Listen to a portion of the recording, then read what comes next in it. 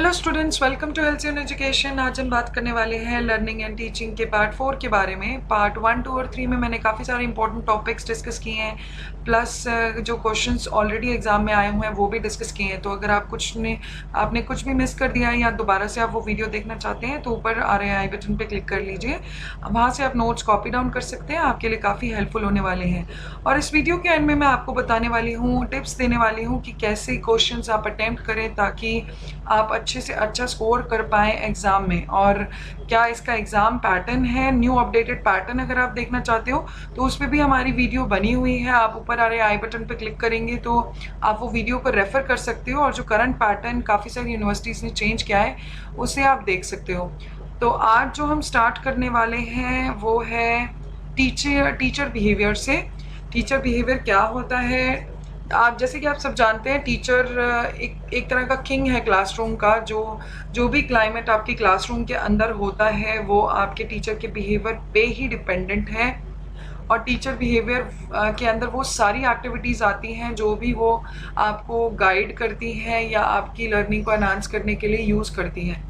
तो ये दो तरीके का होता है। नॉन वर्बल बिहेवियर हो सकता है, उसका वर्बल बिहेवियर हो सकता है। नॉन वर्बल बिहेवियर में वो जो भी बॉडी एक्शंस यूज़ करती है या फेशियल एक्सप्रेशन यूज़ करती है आपको एनकरेज करने के लिए, पीपल पार्टिसिपेशन, जैसे स्टूडेंट्स की पार्टिसिपेशन क्लासरूम में बढ़ाने के लिए, वो नॉन वर्बल बिहेवियर में आता है। तो बॉडी एक्शंस जो भी वो यूज़ कर रही हैं, जो भी आपके फेशियल एक्सप्रेशंस हैं, वो नॉन वर्बल बिहेवियर में आते हैं जिसमें उसने कुछ कहा नहीं है।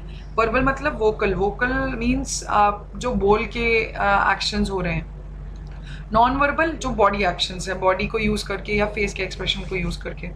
वर्बल बिहेवियर क्या होता है? क्लासरूम में इंटरेक्शन जो यूजुअली होता है टीचर का वो वर्बल ही होता है, मतलब बातों से ही होता है। वो एक पर्टिकुलर लैंग्वेज यूज़ करती हैं और बच्चों को इंटरेस्ट बनाने के लिए अपने वर्बल लैंग्वेज को यूज़ करके, वर्बल बिहेवियर को यूज़ करके ही वो चीज़ें इम्पार्ट करती हैं या कोई लेक्चर देती हैं। जैसे मैं भी अभी आपको जो करंटली लेक्चर दे रही हूँ वो वर्बल बिहेवियर में ही काउंट होगा। ये एक तरह से टीचर का जो बिहेवियर है वो गोल ओरिएंटेड एक्टिविटी है, आप ये कह सकते हो। सोशल होता है और मॉरल और लिंग्विस्टिक एक्ट है। लैंग्वेज का यूज़ करिए, लिंग्विस्टिक मीन्स लैंग्वेज का एक यूज़ करके ही टीचर का बिहेवियर इसके अंदर आता है। गोल ओरिएंटेड है कि एक बच्चे के अंदर एक पर्टिकुलर नॉलेज वो डालना चाहती है, एक बच्चे को ये चीज़ें सिखाना चाहती है, तो एक पर्टिकुलर गोल उसने सेट किया होता है, वो इस क्लास में ये समझाना चाहती है, तो उसके हिसाब से ही वो अपनी टीचिंग एक्टिविटी प्रोसीड करती है। तो ये इजीली ऑब्जर्व्ड भी है और एनालाइज भी आप इजीली कर सकते हो। क्लासरूम इंटरैक्शन क्या होता है? अब यहाँ डेफिनेशन के पॉइंट ऑफ व्यू से देखूँ तो ये स्पॉन्टेनियस वर्बल कम्युनिकेशन की कोडिंग है। एक तरह से आप डेटा को डिस्प्ले करते हो ताकि आप टीचिंग और लर्निंग पैटर्न को स्टडी कर पाओ अच्छे से। बट बेसिकली जो भी क्लासरूम के अंदर इंटरेक्शन हो रहा है टीचर और स्टूडेंट्स के बीच में, जो भी वार्तालाप हो रही है, जो भी बातें हो रही हैं, जो भी डिस्कशन हो रही है, वो सब आपके टीचर क्लासरूम इंटरेक्शन में आता है। इसमें टीचर का बिहेवियर क्या है वो भी इन्वॉल्व है, प्लस आपका जो लर्नर है वो कैसे हैं, वो सीखना चाहते हैं या नहीं सीखना चाहते। तो ये क्लासरूम का इंटरेक्शन इन दोनों चीज़ों पे बहुत ज़्यादा डिपेंड करता है। अब आईसीटी क्या होता है? Uses of ICT in teaching learning process. ICT बहुत ही इम्पॉर्टेंट टॉपिक है। हो सकता है ये आपको शॉर्ट नोट्स में आ जाए, हो सकता है ये आपको पूरा डिस्क्राइब करने के लिए आ जाए कि क्या क्या उसके बेनिफिट्स हैं आईसीटी के। तो ये आप टॉपिक बिल्कुल ध्यान से सुनिए और ध्यान से साथ साथ नोट्स कॉपी डाउन कर लीजिए। ये आप रेफर करके लिखेंगे तो और ही अच्छा स्कोर कर पाएंगे। ICT stands for information and technology. ICT का मतलब होता है इंफॉर्मेशन एंड कम्युनिकेशन टेक्नोलॉजी। और इसका पर्पस जो है, एक टेक्नोलॉजिकली टूल, जो टेक्नोलॉजी का आप यूज़ करते हो, जैसे आप लैपटॉप यूज़ कर रहे हो या आप कंप्यूटर यूज़ कर रहे हो या आप कोई प्रोजेक्टर यूज़ कर रहे हो, तो टेक्नोलॉजी का यूज़ करके, उन रिसोर्सेज को यूज़ करके आप क्या क्रिएट करते हो, कम्युनिकेशन बढ़ाते हो। स्प्रेड, डेसिमिनेट का मतलब होता है स्प्रेड करते हो, स्टोर करते हो उस जो भी आपने लेक्चर दिया या इन्फॉर्मेशन आपने दी है, और कैसे आप मैनेज करते हो उस इन्फॉर्मेशन को। तो टूल्स को, टेक्नोलॉजी के टूल्स को, रिसोर्सेज को यूज़ करके हम जो भी कम्युनिकेशन करते हैं, स्प्रेड करते हैं, स्टोर करते हैं, इन्फॉर्मेशन को मैनेज करते हैं, वो सब आईसीटी के अंदर आता है। और ये टेक्नोलॉजीज़ आपकी हैं, इंटरनेट हो गया, कंप्यूटर हो गया, ब्रॉडकास्टिंग टेक्नोलॉजी होगी, जैसे आप टीवी, रेडियो या टेलीफोन ही कुछ भी यूज़ कर रहे हो, तो ये सब आईसीटी के अंदर ही आता है। बेनिफिट्स क्या है आईसीटी के क्लासरूम में? काफ़ी सारे बेनिफिट्स हैं इसके। ये बहुत बारी पूछा जाता है कि एडवांटेजेस क्या हैं आईसीटी की।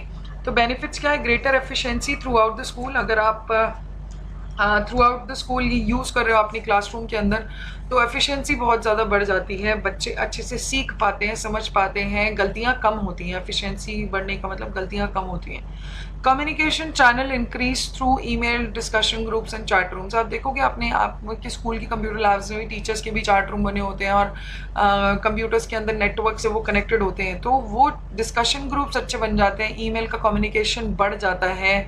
तो ये काफ़ी अच्छा बेनिफिट है आईसीटी का क्लासरूम के अंदर। मोटिवेशनल इन्फ्लुएंस करता है स्टूडेंट लर्निंग को।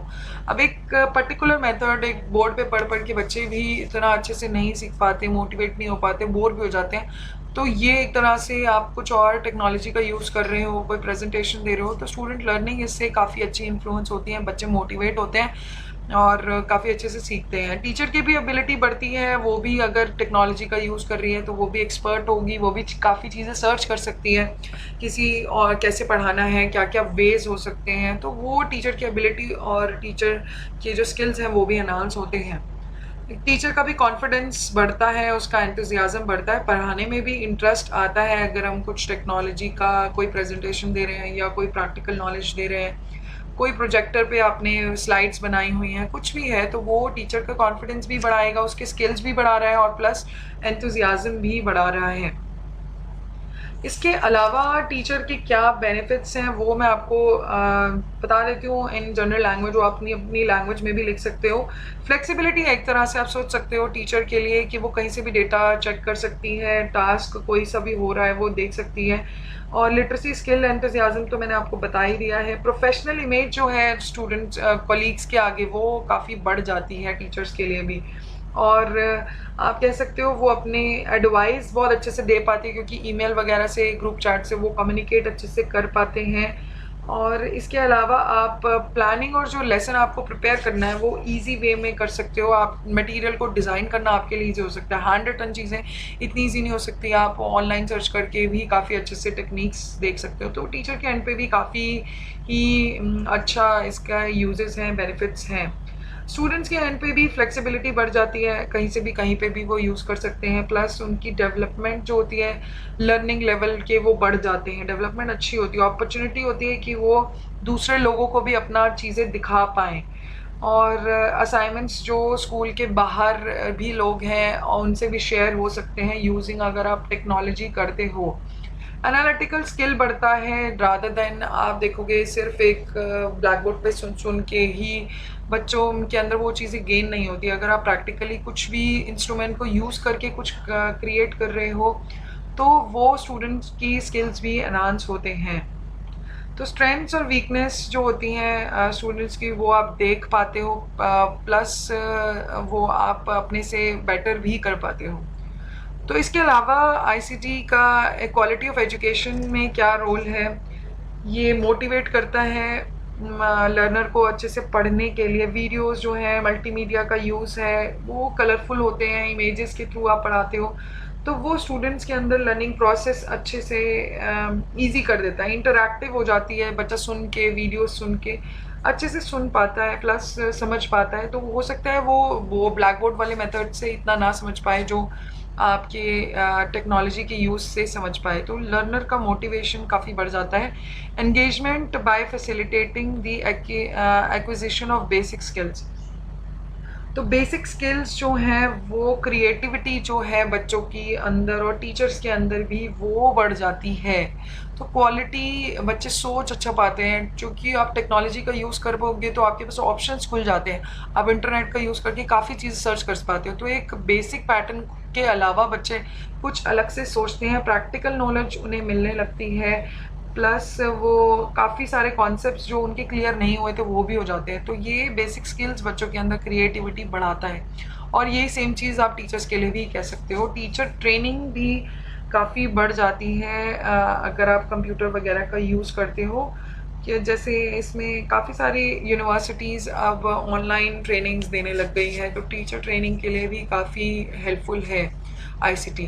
तो क्वालिटी ऑफ एजुकेशन इन तीनों चीज़ों से काफ़ी इफ़ेक्ट होती है और ये काफ़ी हेल्पफुल है आपकी एजुकेशन सिस्टम को इम्प्रूव करने में, प्लस एक स्किल डेवलप करने में टीचर के में भी और स्टूडेंट के अंदर भी। मेजरमेंट एंड इवैल्यूएशन की बात करेंगे अब। टेस्टिंग जो है वो इम्पोर्टेंट पार्ट है टीचिंग का, आप सबको पता है। प्रोसेस जो है टेस्टिंग की, प्रोसेस जो है टीचिंग और लर्निंग में, इसमें टेस्ट भी होते हैं, इवैल्यूएशन भी होती है, एग्जामिनेशन भी होते हैं। तो ये सारी जो टर्म्स है बहुत कॉमनली यूज़ होती हैं, इनका अलग अलग मीनिंग है, कुछ कुछ रिलेटेड भी हैं। टेस्ट और इवैल्यूएशन जो है वो डिफरेंट टर्म्स हैं, बट आप एक ही कंटेक्स्ट में उसे यूज़ करते हो। टेस्ट क्या है? एक क्लासरूम की सिचुएशन है, आप एक बच्चे की नॉलेज को, अंडरस्टैंडिंग को, इंटेलिजेंस को जज करने के लिए लेते हो, जो आपने अपनी लाइफ में क्लास 1 से ही देना स्टार्ट कर दिया था कि क्या टेस्ट है, कि आप अपनी क्लासरूम में ही शुरू से देते आए हो ये। तो ये बहुत ही कॉमन वर्ड है और आपने हमेशा इसका सुना ही होगा स्कूल लाइफ में, अपने पूरी लाइफ। मेजरमेंट क्या है? ये लिमिटेड टर्म है, इसका एक चीज़ को पर्टिकुलरली मेजर करना, एक लिमिटेड बिहेवियर को मेजर करना लर्नर के। आप जैसे मेजरमेंट का आपको मैं एक और एग्जांपल दे सकती हूँ। एक साइज़ नापते हो आप, किसी एक स्केल से किसी चीज़ को मेजर करते हो, तो वो एक लिमिटेड टर्म है, वो उसी चीज़ को ही जज करता है। सेम लर्नर की भी बिहेवियर को जज करने के लिए कि क्या चेंजेस आ रहे हैं, एक लिमिटेड कुछ बिहेवियर चेंजेस ही आप टेस्ट कर रहे हो, मेजर कर रहे हो, तो वो मेजरमेंट के अंदर आता है। आप सारी चीज़ें मेजर नहीं कर रहे हो, कुछ एक पर्टिकुलर एरिया है जिस पे आप लर्नर को जज करते हो या मेजर करते हो। जैसे आपने सिर्फ सिंगिंग का एक कंसिडर कर लिया कि हाँ सिंगिंग किन स्टूडेंट्स के वो है अच्छी है, तो हम एक सिंगिंग के टैलेंट पे ही उसे मेजर कर रहे हैं, तो वो आ जाता है। ये मैथमेटिकली यूज टर्म है मेजरमेंट, यूजुअली आप देखोगे तो बहुत ही इसके अलावा हम बात करेंगे इवैल्यूएशन की। इवैल्यूएशन ब्रॉडर टर्म है टेस्ट के कंटेक्स्ट के हिसाब से। इसके अंदर हम सारे जो टेस्ट होते हैं, सारे एग्जामिनेशन होते हैं, वो इवैल्यूएशन के अंदर आता है। तो ये आपकी सिर्फ नॉलेज ही नहीं चेक करता, लर्नर के सारे एस्पेक्ट को चेक करता है कि वो किस एनवायरनमेंट में कैसा है, प्लस क्या क्या उसके पास नॉलेज है, क्या स्किल्स है, क्रिएटिविटी स्किल्स है, तो सारे एस्पेक्ट लर्नर के चेक करता है, सिर्फ एक नॉलेज नहीं। इसके अलावा इवैल्यूएशन की क्या कैरेक्टरिस्टिक्स हैं? इवैल्यूएशन भी पेपर में आया हुआ है, आपसे कैरेक्टरिस्टिक्स इसकी पूछ सकते हैं, आपसे इसके प्रिंसिपल्स पूछ सकते हैं।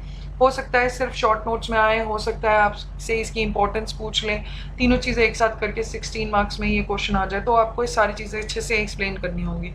इवैल्यूएशन एक कॉन्टिन्यूस प्रोसेस है, टीचिंग लर्निंग प्रोसेस में ये कभी एंड नहीं होती। आप पूरी लाइफ कुछ ना कुछ, किसी ना किसी चीज़ पे कुछ ना कुछ इवैल्यूएट होते ही रहते हो, कोई ना कोई आपको किसी ना किसी चीज़ पे जज करता ही रहता है। तो ये नेवर एंडिंग है, कॉन्टिन्यूस प्रोसेस है इवैल्यूएशन की, टीचर के एंड पे भी टीचिंग लर्निंग प्रोसेस में। कॉम्प्रिहेंसिव है, सारी चीज़ें आपकी इवैल्यूएट होते, सारे एस्पेक्ट्स इवैल्यूएट होते हैं। ये नहीं कि आप सिर्फ एक ही चीज़ पे नॉलेज मैथ्स के बेसिस पे आप जज हो रहे हो या साइंस के बेसिस पे ही हो रहे हो, आपकी को करिकुलर एक्टिविटीज़ सारी चीज़ें इवैल्यूएशन के अंदर आती हैं। आपकी नॉलेज, स्किल, क्रिएटिविटी सारी चीज़ें आती है, चाइल्ड सेंटर्ड होती है ये। तो इसका जो मेन फोकस है वो चाइल्ड के लर्निंग प्रोसेस को इम्पोर्टेंस देना है। तो क्या चाइल्ड क्या सीख रहा है, तो वो इवैल्यूएशन उसके बेसिस पे होती है। रेमेडियल है, कुछ भी गलतियां हैं, कुछ भी जो रिजल्ट है बच्चे का इवैल्यूएशन के बाद, वो क्या क्या आप उसको इम्प्रूव करने के लिए कर सकते हो। रेमेडियल का means you can say cure, एक तरह से जो भी गलतियां हुई हैं उन चीज़ों को कैसे इम्प्रूव कर सकते हो या हटा सकते हो। कोऑपरेटिव प्रोसेस है, स्टूडेंट्स और टीचर, पेरेंट्स, सबका कोऑपरेशन इसमें चाहिए ही चाहिए, साथ में मिलके ही काम हो सकता है। सिस्टमैटिक और साइंटिफिक भी है, क्योंकि ये सारी एक्टिविटी स्टूडेंट को एनालाइज करने के लिए यूज़ होती हैं, और जो कि एक एक्सपर्ट ही करते हैं, जो टीचर्स हमारे एक्सपर्ट हम कंसिडर करते हैं। प्लस टीचिंग मेथड भी इफ़ेक्टिवनेस उसकी चेक होती है कि क्या जिस तरीके से टीचर ने पढ़ाया है वो यूज़फुल था, बच्चे के लिए हेल्पफुल था, बच्चे ने उससे कुछ सीखा या नहीं सीखा, या टीचर के कुछ पैटर्न में या चेंज करने की ज़रूरत है या नहीं। कॉमन प्रैक्टिस है, ये काफ़ी कॉमनली यूज़ होती है हर जगह, आपकी लाइफ में भी, स्कूल लाइफ में भी, कॉलेज लाइफ में भी, उसके बाद आपके ऑफिस लाइफ में भी ये इवैल्यूएशन होती ही रहती है, परफॉर्मेंस इवैल्यूएशन। पर्पस क्या है इसका और इम्पोर्टेंस क्या है? डायग्नोस्टिक है, जो भी इवैल्यूएशन जो है वो कॉन्टिन्यूस और कॉम्प्रिहेंसिव प्रोसेस तो है कि टीचर की प्रॉब्लम्स प्लस स्टूडेंट्स की लर्निंग में जो भी बैरियर्स आ रहे हैं उसको डायग्नोस करता है। इवैल्यूएशन से पता चलता है कि कहाँ बच्चा नहीं समझ पा रहा और कहाँ टीचर को चेंजेस करने हैं। रेमेडियल कोई भी जो भी प्रॉब्लम आपकी मिली है या जो बच्चे को नहीं, किन प्रॉब्लम्स की वजह से बच्चा नहीं अच्छे से परफॉर्म कर पा रहा, वो आप इसमें उसकी एक सोल्यूशन देते हो, प्रोवाइड करते हो। इसमें इम्पोर्टेंस क्या है, क्लैरिफाई करते हो ऑब्जेक्टिव ऑफ एजुकेशन की ऑब्जेक्टिव क्या था पढ़ाने का, क्या हम सिखाना चाहते थे, क्या लर्नर के बिहेवियर में चेंज करना चाहते थे, वो इवैल्यूएशन के बेसिस पे ही होता है, क्योंकि हम उसी के बेसिस पे उसे जज कर रहे हैं कि ये ऑब्जेक्टिव हमने सेट किए थे, इस क्लास में बच्चे को ये चीज़ें पढ़नी थी, ये अगर अच्छे से इवैल करेगा और सीखता है ओवरऑल तो वो उसके बेसिस पे ही हमने ऑब्जेक्टिव्स बनाए हैं और उसी के बेसिस पे ही आप इवैल्यूएट करते हो। प्रॉपर गाइडेंस, टीचर के पास सारी नॉलेज होती है तो वो बहुत अच्छे से बच्चे को गाइड कर सकता है। और इवैल्यूएशन के बाद भी आप सारे एस्पेक्ट जज करते हो एबिलिटी बढ़ाने के लिए स्टूडेंट्स की, प्लस उसके इंटरेस्ट और इंटेलिजेंस वगैरह को भी जज करने के बाद आप उसे और अच्छे से गाइड कर सकते हो ग्रो करने के लिए। हेल्पफुल है ये इवैल्यूएशन स्कोर, टीचर को भी बताता है कि स्टूडेंट्स में क्या एबिलिटी है, क्या इंटेलिजेंस है, प्लस क्या क्या चेंजेस उन्हें करने हैं, और क्लासिफिकेशन करने के लिए हेल्पफुल है कि किन स्टूडेंट्स को उन्हें ज़्यादा फोकस करना है। टीचिंग और लर्निंग प्रोसेस को इम्प्रूवमेंट करने में काफ़ी सारा हेल्पफुल है। बेसिक प्रिंसिपल्स क्या है, कॉन्टिन्यूटी है, ऑब्वियसली इवैल्यूएशन कॉन्टिन्यूस प्रोसेस है, कॉम्प्रिहेंसिव है, सारे एस्पेक्ट को जज करता है, ऑब्जेक्टिव के बेसिस पे ही आप इवैल्यूएट करते हो, लर्निंग एक्सपीरियंस बढ़ाता है लर्नर का, और आप उनकी को करिकुलर एक्टिविटीज़ प्लस उनकी जो नॉलेज स्किल्स है उनके बेसिस पे ही आप इवैल्यूएट होते हो। तो एक तरह से पूरा लर्निंग एक्सपीरियंस कैसा रहा है आपका वो जज होता है। ब्रॉड है, ये आपके सारे लाइफ के एस्पेक्ट्स को कवर करता है, चाइल्ड के ऊपर सेंटर्ड है, यही उसका नेक्स्ट प्रिंसिपल है कि चाइल्ड के बिहेवियर में क्या चेंजेस आए हैं, क्या असेसमेंट से उसको फ़र्क पड़ा है, वो सब आता है। ओरल एग्ज़ाम क्या होते हैं, आपने देखा होगा प्रैक्टिकल में आप वाइवा वॉइस देते थे, तो वो ओरल टेस्ट था जब आपसे एक टीचर ओरली पूछता है क्वेश्चंस और आप स्पोकन फॉर्म में और आप उसका आंसर देते हो, तो वो आपका ओरल एग्ज़ाम होता है। ये वाइवा वॉइस आपने अपने 10th 12th में प्रैक्टिकल एग्ज़ाम में दिया होगा। ओरल टेस्ट जनरली क्लास में भी आप किसी बच्चे को उठाकर कुछ भी पूछ लेते हो तो वो आपका एक तरह से ओरल टेस्ट होता है। रिटन टेस्ट क्या होता है, रिटन टेस्ट जो भी आप पेन पेपर को यूज़ करके या कंप्यूटर पे कर रहे हो और एक टाइपिंग और राइटिंग जो भी आपने लिखा है उसके बेसिस पे ही एक पर्टिकुलर डॉक्यूमेंट पे या फॉर्म पे वो आप उसकी एबिलिटी चेक करते हो, उसकी नॉलेज चेक करते हो स्टूडेंट की, तो वो रिटन टेस्ट में आता है जो उसने लिखा है। इसमें आपका वर्बल रोल नहीं है, क्या बोलने पे बच्चा अच्छा है, लिखने पे अच्छा नहीं है, तो वो रिटन उसकी राइटिंग एबिलिटी को चेक करते हैं कि कैसे लिखता है। ऑब्जर्वेशन, जो डॉक्यूमेंट बेसिकली आप ऑब्जर्व करके स्टूडेंट्स को देखते हो कि हाँ भैया ये बच्चा इस टाइम पे क्या कर रहा है, तो आप देख के और सुन के ऑब्जर्व करते हो बच्चे के बिहेवियर में क्या चेंजेस आए या क्या वो समझ पा रहा है। तो आप जैसे ऑब्जर्व आप स्टूडेंट्स को कर लेते हैं टीचर्स कि ये अच्छे स्टूडेंट्स हैं, इनका बिहेवियर क्लास में कैसा है, तो वो ऑब्जर्वेशन से ही होता है। वॉचिंग और लिसनिंग, बेसिकली देखने से और सुनने से आप ऑब्जर्व करते हो कि कैसा स्टूडेंट है। मल्टीपल चॉइस क्वेश्चन, इसमें respondent are asked to select the best possible answers. जैसे मैं आपका 4 ऑप्शन आपको दे दी किसी भी क्वेश्चन के और उसमें से एक करेक्ट आंसर आपको फाइंड आउट करना है, तो वो मल्टीपल चॉइस आंसर होते हैं। ओपन एंडेड क्वेश्चंस क्या होते हैं, जिसका आंसर आपको येस नो में नहीं मिल सकता, आपको इंफॉर्मेशन जो है उसको पूरे अच्छे से एक्सप्लेन करना होता है। तो आप देखोगे कि क्वेश्चन पेपर में भी जो आपसे पूछे जाते हैं वो ओपन एंडेड क्वेश्चंस होते हैं, उसकी आपको पूरी इन्फॉर्मेशन देनी है और सारे फ्रेजेस यूज़ करने हैं। फ्रेजेस और स्टेटमेंट रिक्वायर है आपके रिस्पॉन्स के अंदर, ये नहीं कि आप बोल दो येस नो मे बी, इनसे नहीं काम होगा, आपको पूरा अच्छे से फ्रेजेस को यूज़ करके एक्सप्लेन करना है। ट्रू फॉल्स मतलब आप एक बाइनरी चॉइस दे रहे हो, 2 चॉइसेस दे रहे हो, या तो आंसर ट्रू दो या फॉल्स दो। तो आपके क्वेश्चंस ऐसे हैं कि आंसर उसका या तो ट्रू होगा या फॉल्स होगा।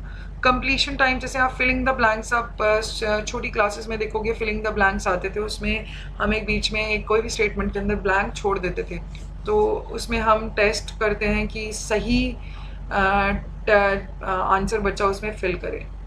तो जो भी कैरेक्टरिस्टिक्स हैं, ऐसे क्या होता है, शॉर्ट आंसर्स जो भी आप लिखते हो रिक्वायरमेंट एक पर्टिकुलर आइटम की फुलफिल करने के लिए, तो ये लेस टाइम लेते हैं। अगर आप एडमिनिस्ट्रेटिव टर्म में इसे देखो तो पूरा एक्सप्लेन करना, आपने ऐसे राइटिंग स्कूल में भी की होगी, अपने हिंदी में भी आता था, इंग्लिश में भी आता था कि आप एक आपको टॉपिक दे दिया और उसके बारे में आपको लिखना है, तो सेम शॉर्ट आंसर्स में भी आपको लिखना है। तो रिस्पॉन्स जो है वो क्या है, एस्से में क्या है, वो एस्से में आता है। पोर्टफोलियो जैसे कलेक्शन होता है, लर्नर ने क्या क्या सीखा है, कैसे कैसे अपनी लाइफ में प्रोग्रेस किया है, और क्या क्या उसके डेवलपमेंट स्किल्स हैं, क्या नॉलेज है। जैसे आप किसी भी इंटरव्यू के लिए जाते हो तो आपकी एक फ़ाइल होती है जिसमें आपने, आपका रिज्यूमे होता है प्लस आपके सर्टिफिकेट्स होते हैं, आपने क्या क्या अचीवमेंट करे हैं, क्या क्या अवार्ड्स हैं, उन सबका डिस्क्रिप्शन होता है, सर्टिफिकेट्स होते हैं। तो एक तरह से वो आपका पोर्टफोलियो है। जैसे आप किसी मॉडलिंग असाइनमेंट के लिए भी जा रहे हो तो आप बहुत सारी पिक्चर्स या एड फिल्म्स जो भी आपने की हैं, तो वो भी आपका एक तरह से पोर्टफोलियो है वो। तो ये पोर्टफोलियो में बेसिकली आप अपनी प्रोग्रेस और अपनी डेवलपमेंट नॉलेज की बताते हो। इसके बाद जो है क्लोज टेस्ट है, ये आपने एक पर्टिकुलर पोर्शन या एक सर्टेन वर्ड जो है वो रिमूव कर दिया है और आप बोल रहे हो कि इस मिसिंग वर्ड को आप फिल करो, तो वो क्लोज टेस्ट के अंदर आता है। डिटेक्शन टेस्ट है, एक तरह की एक एक्सरसाइज है। फॉर्मेटिव इवैल्यूएशन क्या होती है, ये आप जब पढ़ा रहे होते हो उसी टाइम पे ही होती है। इसमें स्टूडेंट की इंफॉर्मेशन प्लस टीचर स्टूडेंट दोनों ही एक दूसरे की स्ट्रेंथ और वीकनेस पे काम करते हैं। तो ये सिर्फ स्टूडेंट के लिए नहीं है, ये टीचर की भी इवैल्यूएशन करता है कि क्या क्या नेसेसरी चेंजेस उसको भी अपनी प्रोसेस में लाने हैं, पढ़ाने में लाने हैं। और ये आपके पढ़ाते पढ़ाते ही यूज़ होता है, ये नहीं कि आप इसे एंड में यूज़ कर रहे हो। समेटिव इवैल्यूएशन क्या होती है, समेटिव इवैल्यूएशन जो इन्फॉर्मेशन आप लेसन ख़त्म होने के बाद आप फाइनल टेस्ट जो स्टूडेंट की प्रोग्रेस को चेक करने के लिए देते हो, वो आपका समेटिव इवैल्यूएशन के अंदर आता है। इसके बीच फॉर्मेटिव प्लस समेटिव असेसमेंट के बीच में हमने वो डिफरेंस पूछा हुआ है, तो ये बहुत इंपॉर्टेंट टॉपिक है। पहले आप डिफाइन कर सकते हो, फिर उनका डिफरेंस बता सकते हो। फॉर्मेटिव इवैल्यूएशन रेफर करता है आपके असेसमेंट प्रोसीजर जो इंफॉर्मेशन देता है जो भी रिक्वायर्ड है, प्लस टीचिंग को भी एडजस्ट करता है आपकी प्रोसेस के अंदर। तो जो भी चेंजेस टीचर के एंड पे भी चाहिए वो भी इसके अंदर आते हैं। और ये फॉर्मल वे में भी होती है प्लस थोड़ा इनफॉर्मल वे में भी होती है।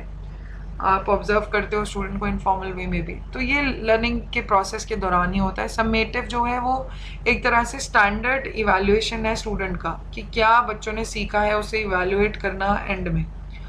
और ये जो है डायग्नोस्टिक है, जो भी प्रॉब्लम्स आ रही हैं, बैरियर्स जो है बच्चे के सीखने में, वो करने के वो डायग्नोस करता है, प्लस उसे रिमूव करने के लिए हम फोकस करते हैं। यहाँ पर हम सिर्फ बच्चे की परफॉर्मेंस को देख रहे हैं कि बच्चा कैसा परफॉर्म कर रहा है, प्रॉब्लम्स क्या आ रही हैं वो मैटर नहीं करता। Formative assessment occur on ongoing basis, ये जो है वो क्वार्टरली भी हो सकती है, मंथली भी हो सकती है, आपने या हो सकता है वीकली भी हो। ये बहुत ही स्पेसिफिक इंटरवल्स पे होती है समेटिव इवैल्यूएशन, और usually end of the course पे ही होती है। फॉर्मेटिव असेसमेंट एनहांस करती है लर्निंग स्टूडेंट्स के अंदर, और ऑन दी अदर हैंड अगर आप देखोगे समेटिव असेसमेंट जज करती है स्टूडेंट की परफॉर्मेंस को।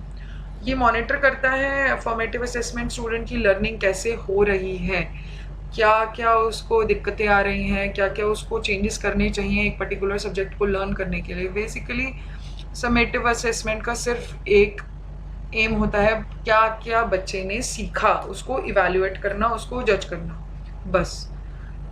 और ग्रेड्स जो यूज़ होते हैं वो लेस होते हैं फॉर्मेटिव में कंपेयर टू समेटिव असेसमेंट में, इन द सेंस जो ग्रेड आपको फॉर्मेटिव असेसमेंट में मिले वो आपको स्टूडेंट की एबिलिटी बताएंगे, जो कि आप समेटिव असेसमेंट को देखोगे तो वो स्टूडेंट का ये बताएंगे कि इसको आगे पास करना है या नहीं करना है। ये ओवरऑल जज नहीं करता है फॉर्मेटिव समेटिव असेसमेंट, सिर्फ आपकी नॉलेज जो आपको दी गई है वो आपने सीखी या नहीं सीखी, सिर्फ उसी के बेसिस पे जज होते हैं। इसमें टीचर का भी इतना कोई इंटरेक्शन आप कंसिडर नहीं करते हो कि वो उसकी टेक्निक्स में चेंजेस आने चाहिए या नहीं आने चाहिए, वो जज नहीं होते। डायग्नोस्टिक इवैल्यूएशन जो परफॉर्म होती है टीचिंग से प्रायर, और आप बच्चों कि क्या नॉलेज है एक पर्टिकुलर टॉपिक के बारे में, पर्टिकुलर एरिया के बारे में, वो जज करने के लिए आप पूछते हो। कॉम्प्रिहेंसिव इवैल्यूएशन क्या होती है? स्कूल के बेसिस, स्कूल की ऑब्जेक्टिव्स को अचीव करना या उसके अलावा को करिकुलर एक्टिविटीज़ के बेसिस पे जज करना। तो ये सारे एस्पेक्ट के बेसिस पे जज करता है, इवैल्यूएट करता है स्टूडेंट को। फैक्ट्स के बेसिस पे उसकी नॉलेज अंडरस्टैंडिंग कैसी है, प्लस ओवरऑल क्या ग्रोथ है, हो सकता है को करिकुलर एक्टिविटी, सारी चीज़ों पे जज करता है। तो इसमें 4 स्किल्स होते हैं आपके। लिसनिंग, कैसा सुन रहा है बच्चा, सुनने में कैसा है, लिखने में कैसा है, बोलने में कैसा है, पढ़ने में कैसा है। तो ये इन पूरी परफॉर्मेंस को जज करता है बेसिकली एक पर्टिकुलर स्टूडेंट की। कॉन्टिन्यूस इवैल्यूएशन, पीरियोडिक प्रोग्रेस, आप देखते होंगे ये कॉन्टिन्यूस ही इवैल्यूएट होते हैं। टेस्टिंग प्रोग्राम्स जो बनाते हैं हम इसी तरीके से कि एक एक पर्टिकुलर इंटरवल पे टेस्ट देते रहें। तो जैसे आप देखोगे फर्स्ट हाफ ईयरली होते हैं, फिर आपके मेन एग्जाम्स होते हैं, उसके बीच बीच में आपके पीरियोडिक टेस्ट भी होते हैं स्कूल लाइफ में। तो वो सारे आपकी कॉन्टिन्यूस इवैल्यूएशन है। क्राइटेरिया रेफर्ड इवैल्यूएशन, जो आप एक पर्टिकुलर क्राइटेरिया के बेसिस पे जज कर रहे हो उसका लर्निंग स्टैंडर्ड को। शॉर्ट जैसे रिटन डिस्क्रिप्शन दे दी कि हाँ इस बच्चे से हम ये एक्सपेक्ट करते हैं और उसी के बेसिस पे ही हम इसको आगे प्रमोट करेंगे। तो वो एक क्राइटेरिया के बेसिस पे जज करना। फॉर एग्जांपल सिंगिंग टैलेंट के बेसिस पे जज करना कि क्या वो सिंगर बन सकता है या नहीं बन सकता, या एक्टिंग टैलेंट पे जज करना। तो एक स्पेसिफिक कैटेगरी हो गई जिसके बेसिस पे आप जज कर रहे हो, या वो मैथ्स में अच्छा है, साइंस में अच्छा है, उसके बेसिस पे। तो ये स्पेसिफिक स्किल सेट आता है या नहीं, ये जो आपका, इसका एग्जांपल आप देख सकते हो। करिकुलम जो आप देते हो वो कोर्स क्या है उसके बेसिस पे जब जज करना। क्या कंटेंट एकेडमिकली उसने क्या परफॉर्म करा, क्या प्रोग्राम एकेडमिक प्रोग्राम को फुलफिल किया या नहीं। नॉर्म रेफर्ड इवैल्यूएशन, जब आप एक ग्रुप के लर्नर को दूसरे ग्रुप्स के लर्नर से कंपेयर करते हो और उसके बेसिस पे इवैल्यूएट करते हो। तो एक हमने एक एवरेज स्टूडेंट का हाइपोथेटिकली सोच लिया कि हाँ इससे बेटर होगा तो हम इसे अच्छा स्टूडेंट को अच्छा मानेंगे, और इससे इस स्टूडेंट से बेकार होगा, कम होगा तो हम उसे वीक स्टूडेंट कंसिडर करेंगे। तो एक हाइपोथेटिकली हमने एक स्टूडेंट को, एवरेज स्टूडेंट को कंसिडर किया है जज करने के लिए। ग्रेडिंग का कॉन्सेप्ट आया हुआ है, बहुत ही ज़्यादा इम्पोर्टेंट है ये, आपको पेपर में आया हुआ है, अच्छे से एक्सप्लेन करना इसे और बहुत अच्छे से नोट्स को रेफर करना। ग्रेडिंग आपने देखा होगा बहुत ही इजी मेथड है मेजर करने के लिए स्टूडेंट को अचीव करने, क्या स्टूडेंट की क्या अचीवमेंट्स हैं, और इसमें हम बेसिकली सिंबल्स को यूज़ करते हैं, ABCD ग्रेड्स देना बेसिकली। तो पास फेल हम न्यूमेरिकल वैल्यू पे ना देकर एक पर्टिकुलर ग्रेड के बेसिस पे हम उसे देते हैं, तो वो आपका ग्रेडिंग सिस्टम होता है। ये बेटर क्यों है? क्योंकि आप सिंपल होता है असाइन करना ग्रेड रादर देन एक न्यूमेरिकल मार्किंग देना। हर एग्जामिनर का जो पैटर्न है मार्किंग का वो अलग होता है, उसके स्टैंडर्ड ऑफ मार्किंग, उसकी सब्जेक्टिविटी के बेसिस पे वो अलग अलग मार्किंग कर सकते हैं। तो इसको वो रिड्यूस कर देता है ग्रेडिंग के बेसिस पे। तो एक पर्टिकुलर स्किल सेट दे देते हैं आपकी, इस कैटेगरी के बच्चों का ये ग्रेड मिलेगा। तो वो जो डिफरेंस आता है सब्जेक्टिविटी और स्टैंडर्ड ऑफ मार्किंग में वो हट जाता है। ये प्रोविजन पास फेल का बच्चों के अंदर जो स्ट्रेस होता है उसे हटा देता है, और ये आपको इवैल्यूएशन जो है करने में यूनिफॉर्म बेसिस पे बेटर कंपैरिजन और कॉम्बिनेशन करता में हेल्प करता है ग्रेडिंग सिस्टम। 2 तरीके के मेथड होते हैं ये, एब्सोल्यूट ग्रेडिंग मेथड और relative grading method. Absolute grading method जैसे आप स्कूल्स में भी आपने देखा होगा, पॉइंट 90 से 100 के बीच में हो तो आपको A ग्रेड दिया, B पॉइंट मतलब आप 80 से 89 के बीच में हो तो आपको B मिलेगा, 70 79 के बीच में हो तो आपको C मिलेगा। इस तरीके से हमने एक particular pattern, absolute values define की हुई हैं, उसके बेसिस पे हम ग्रेड दे रहे हैं। और ये जो पॉइंट्स हमने डिफाइन किए हैं वो आउट ऑफ 100 हैं। ये सिस्टम ओवरऑल स्टूडेंट को पास फेल तो देता ही है, प्लस जो स्टूडेंट 90% से अबव स्कोर कर रहे हैं तो उन सभी को हम A ग्रेड दे रहे हैं। तो ये बेसिकली ज़्यादा एफिशिएंसी और कंपटीशन इस मेथड से हम नहीं चेक कर पाते। और अगर आप रिलेटिव ग्रेडिंग की बात करोगे, इस सिस्टम के अंदर स्टूडेंट्स जो हैं वो दूसरों की परफॉर्मेंस से कंपेयर होकर स्कोर्स उसमें दिए जाते हैं। तो दूसरा बच्चा कैसे कंपेयर स्टूडेंट परफॉर्म कर रहा है उसके बेसिस पे दिया जाता है। ये काफ़ी सारी यूनिवर्सिटीज़ में, स्कूल में भी यूज़ होता है। इसका एग्जांपल भी मैंने नोट्स में दिया हुआ है कि अगर एक बच्चे, ये बेसिकली एक पॉइंट वैल्यू हमने डिफाइन नहीं करी हुई, अगर काफ़ी सारे स्टूडेंट 80 और 90 के बीच में ही स्कोर कर रहे हैं और तो हम 85 वाले को C ग्रेड देंगे, और अगर जो 90 से अबव स्कोर कर रहा है उसको हम B दे देंगे। प्लस अगर उससे ज़्यादा 95 से अबव स्कोर कर रहा है तो हम A+ देंगे। तो अगर 80-90 के बीच में आ रहा है तो बेसिकली आप इसको रिलेटिवली चेक करते हो दूसरे स्टूडेंट्स से। टीचिंग मल्टीमीडिया टीचिंग एड्स क्या होते हैं, ये भी शॉर्ट नोट्स में आ सकता है। टीचर कैसे कन्वे करती है कॉन्सेप्ट को एक मटेरियल को यूज़ करके, वर्बल या विजुअल मटेरियल को यूज़ करके, वो टीचिंग एड्स होते हैं। टाइप्स ऑफ मल्टीमीडिया मटेरियल क्या है, ये आपके विजुअल एड्स में आते हैं। जो भी एड्स आपकी आईज से आप देख पाते हो, विजुअल एड्स उन्हें कहते हैं। आंखों से जो भी आप देख पाते हो, जैसे आप कार्टून्स देख पाते हो, टेक्स्ट बुक हो गई, ब्लैक बोर्ड हो गया, म्यूजियम हो गए, पिक्चर्स हो गए, चार्ट्स हो गए, मैप हो गए, मॉडल्स हो गए, ये स्लाइड्स हो गई, फिल्म्स हो गई, ये सारे आपके विजुअल एड्स हैं जो पिक्चर के पैटर्न में आपको इन्फॉर्मेशन देते हैं और आपकी आंखों को अपील करते हैं। Audio aids on the other hand जो आपके कानों को अपील करते हैं, जैसे रेडियो हो गया आपका, इसके बहुत ही कॉमन एग्जांपल है। सुन सुन के आप चीज़ें लर्न करते हो रादर देन टेक्स्ट बुक को पढ़ के। ऑडियो लेक्चर्स कह सकते हो आप। रेडियो हो गया, टैप रिकॉर्डर हो गया, लिंगुआ फ़ोन हो गया, ग्रामोफोन हो गया और लैंग्वेज लेबोरेटरी हो गई। तो ये अभी तक के सारे नोट्स थे आपके लर्निंग और टीचिंग सब्जेक्ट के। मेजरली मैंने बहुत सारे मैक्सिमम टॉपिक्स को कवर किया है इस सब्जेक्ट के अंदर। इसके अलावा आप एक दो बारी बुक को भी ज़रूर रेफ़र कर सकते हैं। प्लस अब हम बात करते हैं कैसे आपको पेपर अटेम्प्ट करना है। पेपर में यूजुअली 16 मार्क्स के क्वेश्चन आते हैं या 4 मार्क्स के क्वेश्चन आते हैं। जो अभी तक के पैटर्न है उसमें आपका जो फर्स्ट क्वेश्चन आता था वो कंपलसरी आता था। उसमें शॉर्ट नोट्स होते थे 4 मार्क्स के, 4 शॉर्ट नोट्स आते थे। तो 4 मार्क्स के आपको फर्स्ट पेज तो एक पेज तो भरना ही भरना है और उसकी स्टार्टिंग और एंडिंग अच्छी होनी चाहिए।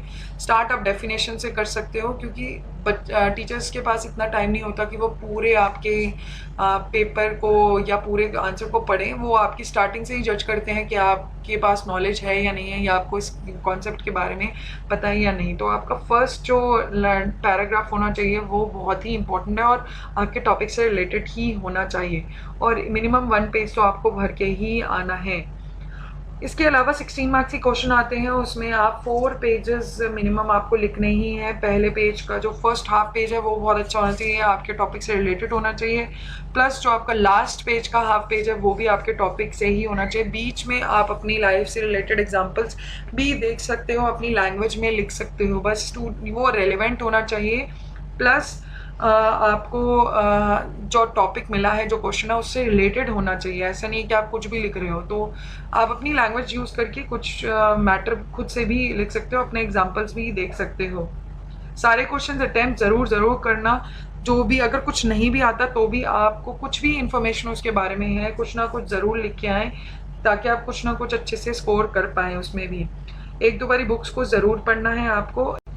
आप हमारी बीएड कोर्स प्रिपरेशन प्लेलिस्ट को भी रेफ़र कर सकते हो। ऊपर आ रहे आई बटन पर क्लिक करोगे तो आप हमारे पहले के भी सारे सब्जेक्ट्स के नोट्स को रेफ़र कर पाओगे। तो आप इन सारे नोट्स से हेल्प लीजिए, या आपको बहुत अच्छे से अच्छा स्कोर करने में हेल्पफुल होंगे।